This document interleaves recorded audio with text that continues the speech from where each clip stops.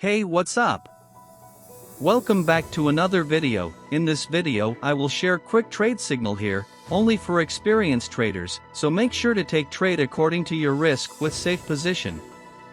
Let's go! BNB USDT short position. BNB showing weak in 4-hourly time frame, and look at candle, it's showing fake pump here, and there is not any volume showing strong here. Maybe price should go down from here. Take short at $240 to $250. And take profit at $236. $232.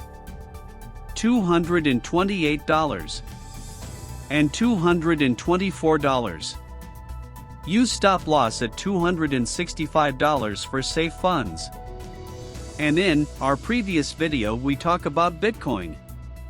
It can be reach around $22,500 by this week, and Bitcoin reach around $21,500, still trading above there. We may see pump to $22,500 for liquidate short position, and maybe short should take there due to high resistance area. We may see dump from there.